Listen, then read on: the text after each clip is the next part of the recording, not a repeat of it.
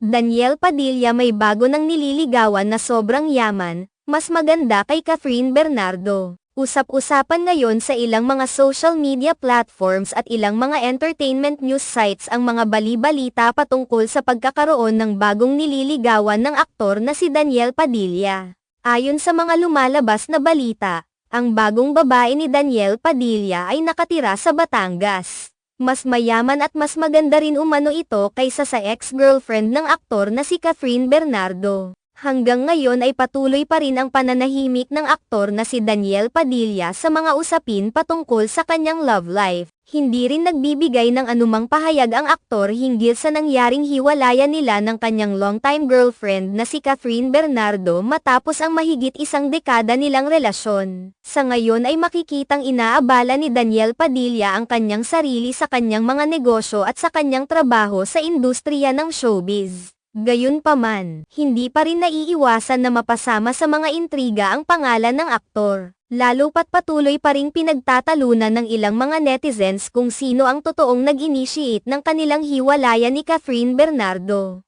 Ikinagulat ng ilang mga netizens ang mga isiniwalat ng kilalang showbiz reporter at talent manager na si OG Diaz Patangkel sa pagkakaroon ng bagong nililigawan ni Daniel Padilla. Ayon kay OG Diaz, nakarating sa kanya ang isang unconfirmed na balita mula sa kanyang pinagkakatiwalaang source na mayroon ng bagong nililigawan ngayon ang aktor na si Daniel Padilla. Inilahad rin ni OG Diaz na wala naman umanong masama kung mayroon ng nililigawan ngayon si Daniel Padilla dahil hiwalay na sila ni Catherine Bernardo. Ipinunto rin ni OG Diaz na single naman ngayon ang aktor at mayroon na ring stable na pinagkukunan ng income kaya deserve rin umano nito na magkaroon ng girlfriend. Wala rin naman umanong masama kung sakaling mayaman ang babaeng natitipuhan ngayon ni Daniel Padilla dahil may pera rin naman ang aktor.